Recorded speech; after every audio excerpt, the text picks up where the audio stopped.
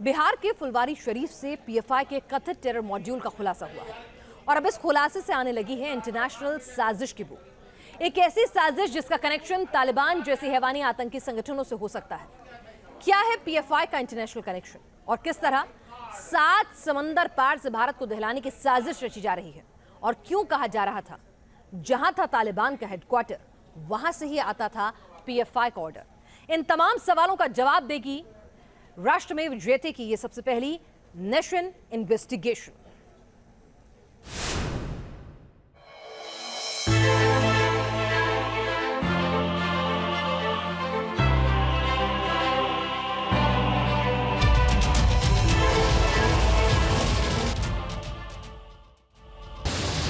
दोहा, अरब देश कतर की राजधानी, वही दोहा जहां सालों तक तालिबान नाम का आतंकी सांप अपने बिल में छिपा रहा और फिर कुछ ही महीनों के अंदर आतंक के इस दानव ने पूरे अफगानिस्तान को ले लिया।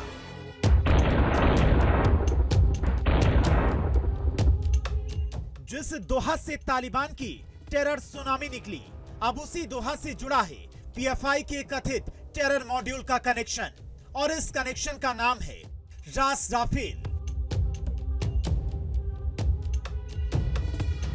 फुलवारी शरीफ की पीएफआई मॉड्यूल की परतें खोलते हुए जब news nation reporter Rajnish Sinha आगे बढ़े तो पता चला कि फुलवारी शरीफ का मॉड्यूल तो सिर्फ एक मोहरा था।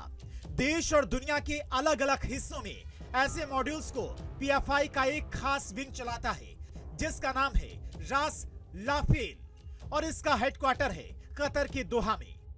पीएफआई पर नजर कैसे रखी जाए, पीएफआई भारत में काम कैसे कर रहा है, ग्राउंड नेटवर्किंग कैसे हो रही है, लड़कों का रिक्रूटमेंट कैसे हो रहा है, रेडिकलाइजेशन कैसे हो रहा है, इनको ट्रेनिंग कैसे दी जानी है। पैन इंडिया 12 सदस्यों का ये ग्रुप दोहा से, जी हाँ दोहा से ये कंट्रोल होता है और दोहा में बैठे हुए लोग ये तय करते हैं कि हमारे देश में, भारत में दहशतगर्द कैसे दहशत फैलाएंगे।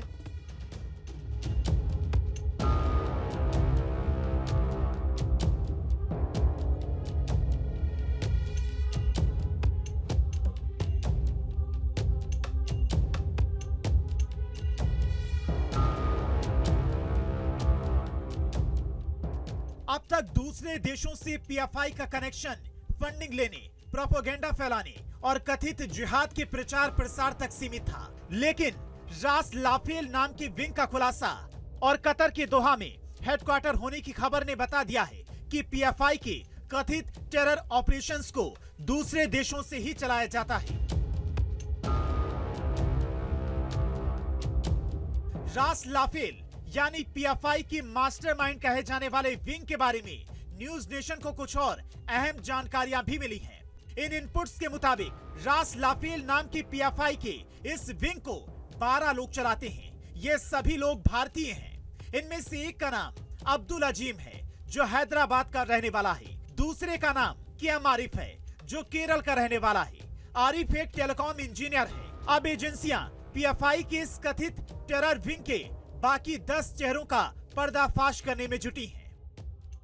रास लाफेल में 12 लोग और 12 लोगों की नज़र देश के तमाम पीएफआई की गतिविधियों पर। जी हाँ, ये है इनका मॉनिटर सेल जो दोहा से काम करता था और इनका मकसद ये था कि पीएफआई संगठन को बढ़ाना, नए लोगों को जोड़ना, युवाओं को कैसे ट्रेनिंग दी जाए इस पर काम करना और इसके साथ साथ इस बात का ध्यान रखना कि देश को तोड़ने में जो लोग जुड़ना चाहते हैं उन्हें किस तरीके से ज्यादा जोड़ा जाए। अतहर की कथित टेरर कैंप्स में 15,000 लोगों को हथियार चलाने की ट्रेनिंग दी जाती है। अरमान के खातों में करोड़ों की रकम आती है। इतना सब कुछ 2 जिहादियों या यूं कहें कि 2 आरोपियों के बस की बात नहीं। शक तो पहले से था कि इन दोनों के तार किसी और के हाथ में हैं, लेकिन तालिबान के बिल से पीएफआई के नापाक रिश्ते सामने आएंगे, ये शायद किसी ने नहीं सोचा होगा। हैदराबाद के अब्दुल अजीम और केरल के केएम आरिफ की गिरफ्तारी तो हो गई है, लेकिन अब साइबर सेल इस जांच में जुटा है कि इस पूरे संगठन में 10 और लोग कौन हैं, क्योंकि रास लाफेल में बताया जा रहा है कि 12 लोगों का ये संगठन है जो पीएफआई पर नज़र रखता था और साइबर वर्ल्ड के सहारे ही इनकी कोशिश होती थी अपनी बातों को लोगों तक पहुंचाने की, उन्हें इंस्ट्रक्शंस देने की, ट्रेनिंग देने की। अब इसी साइबर का सहारा लेकर जो जांच एजेंसियां हैं वो बाकी 10 लोगों को ट्रैक कर रही हैं। 2 लोगों के नाम मिले हैं, लेकिन तलाश है उन 12 लोगों की जो इस देश को तोड़ने की साजिश रच रहे थे। वीडियो जर्नलिस्ट सत्येंद्र के साथ रजनीश सिन्हा, न्यूज नेशन, फुलवारी शरीफ। और ये पहली बार है जब पीएफआई मॉड्यूल के दूसरे देशों से ऑपरेट और मॉनिटर होने का खुलासा सामने आया है, लेकिन इससे पहले भी विदेशों से पीएफआई के लिंक सामने आते रहे हैं।